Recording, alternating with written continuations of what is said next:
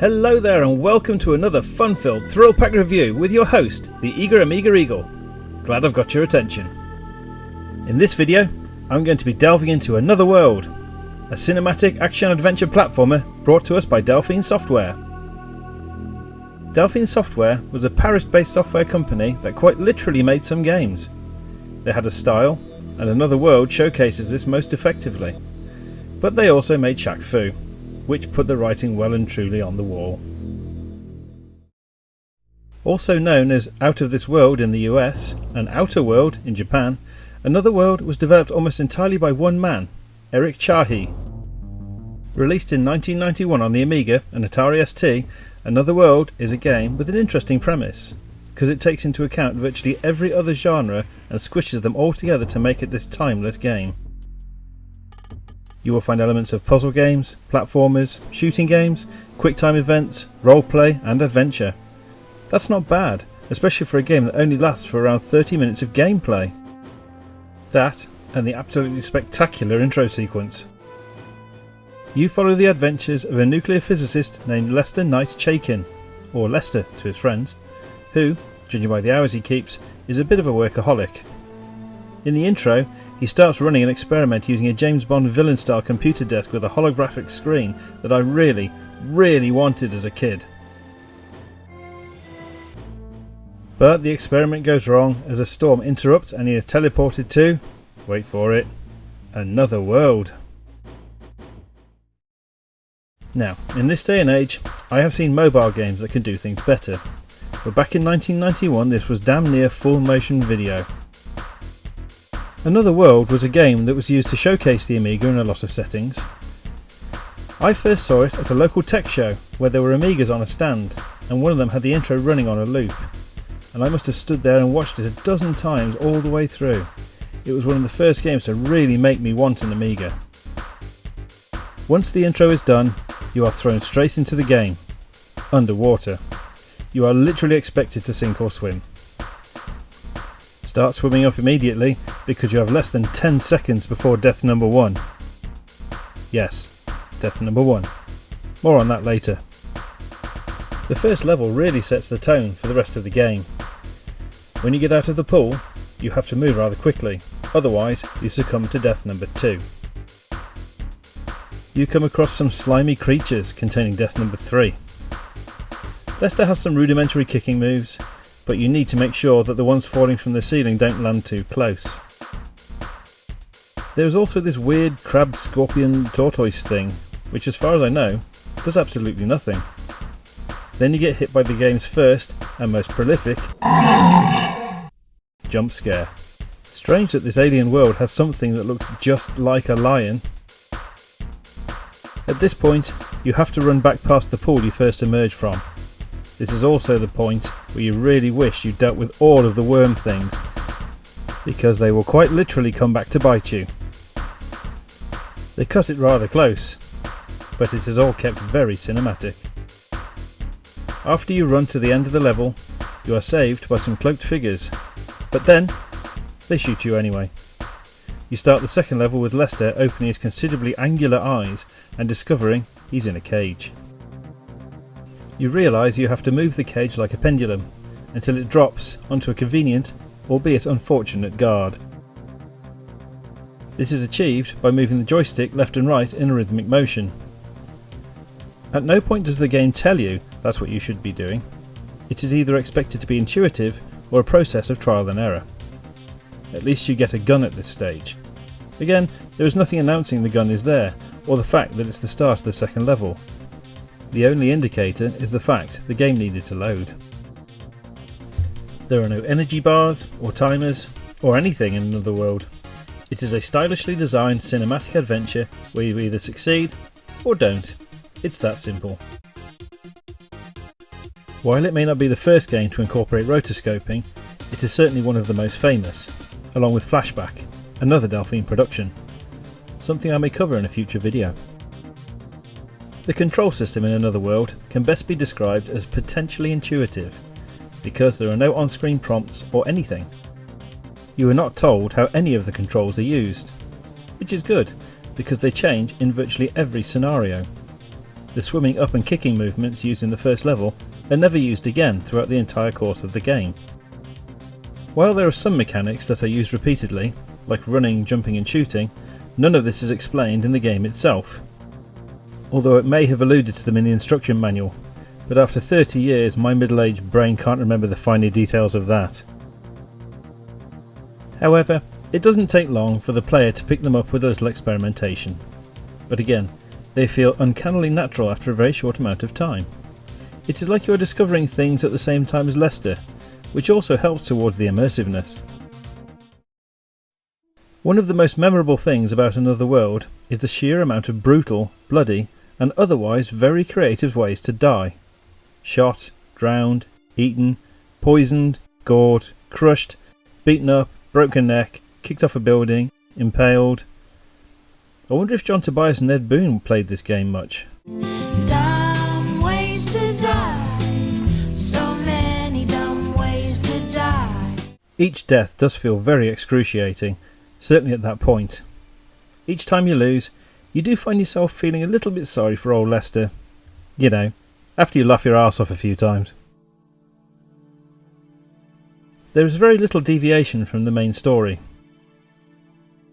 You know, this all sounds very familiar. There is another game that I have reviewed which is very similar in that regard. But where that other game is a drag, Another World sucks you in. The fact that there is no heads-up display or anything means that you really can immerse yourself in the action and story. The simplistic graphics give your imagination scope to fill the fine detail in, while the movement is smooth enough to stop you suspending your belief, at least for the most part. It also keeps you guessing, because in certain underwater levels, the ones where you don't die instantly, there is nothing telling you exactly how much air you have left. The only indicator is how many bubbles are emanating from Lester. That feels very organic, because it seriously ramps up the stress factor, needing to find somewhere to breathe. When you die, one click and you are right back into the action with no pomp or ceremony. Even the password system is blindingly simple. Like a lot of Amiga titles, this is a game that is quite thin on the music front, but this also works in the game's favour. It keeps everything tense, and the sound effects are very atmospheric. The world that Lester has been dropped into is bizarrely believable. Partly because, like any reasonably good sci-fi adventure, it mimics Earth quite closely, but there are enough differences to make it interesting, including something that would not look out of place on the DVD cover of The Little Mermaid. Maybe this is more of an alternate dimension rather than another world. But let's face it, that doesn't roll off the tongue anywhere nearly as nicely. The humour of the game is another part that is unexpected, ranging from slapstick kicking an alien life form between the legs, humorously assuming that their bits are in the same place, to crashing into a spa where the females act startled, just like an old Carry On movie. There is also a tank section where you roll out into a Colosseum-style arena, and everyone else is fighting with swords and shields. A little one-sided, methinks. You have to randomly press buttons to try to escape. Most of the time you end up firing missiles into the crowd or blowing up the ground around you, but everyone just seems to carry on like nothing has happened. The end of the game is quite intriguing. As Lester flees from an all-out shooting frenzy, the ledge that you are running on gives way and Lester ends up falling, but is rescued by a convenient hand. You assume that you are being saved by your new alien colleague, only to discover that it is one that has quite the dislike for our plucky protagonist. But then, why does he not just let Lester plunge to his death? Your actual colleague does eventually show up in Stall for Time, while a very injured Lester crawls towards some controls. Eviscerating the bully, followed by opening a skylight, sees the alien friend and Lester, now very close to death, fly off on what looks like a pterodactyl. And that's it. We have no idea whether Lester returns home, or whether he makes a life for himself in this new land. It's left up to you, the player, to decide what happens.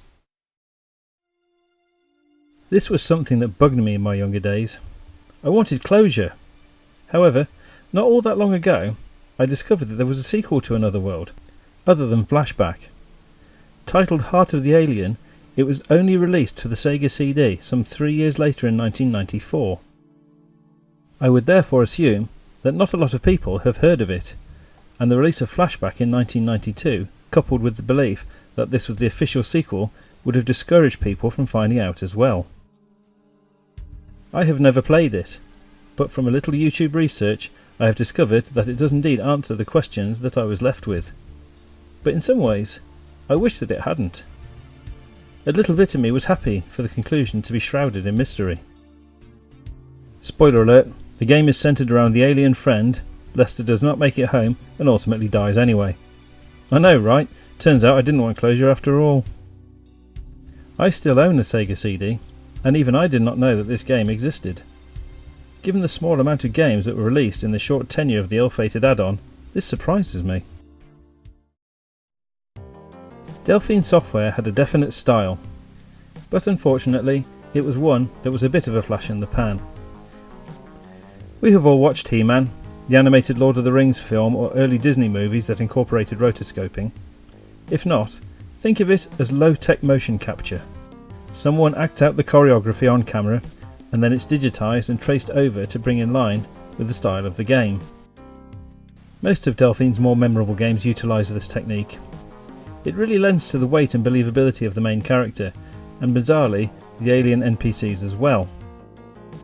A little side note, Lester always carries the gun in his right hand, even when he turns round. You can go through the whole game and not notice that little detail. Delphine Software also released Another World on the Mega Drive/Genesis, SNES and Apple II GS, before starting to experiment with different genres, such as platformers and point-and-click adventures. But despite some nice effects here and there, one can see that the flat-shaded rotoscoped characters that pervaded virtually all of their games, even including the ill-fated Shaq Fu. Many would argue that this was the start of the downward trend for Delphine Software. More traditional animation techniques in pixel art and 3D modelling meant that this was nothing more than a zeitgeist. Delphine Software did dabble in some 3D games for systems like the PlayStation and PC, and this defining style disappeared. This may also have been a problem, as Delphine's 3D games are rather generic and had nothing that stand out against the masses of other 3D games that were hitting the market around this time. Delphine Software managed to produce games for over 15 years, but some ill-fated acquisitions sealed their fate in 2002. That has not stopped Another World being re-released in HD with some actual options for the 15th and 20th anniversary editions. It has also been ported to the 3DS, the Wii U, Xbox One, PlayStations 3, 4 and Vita, and most recently the Switch in 2018.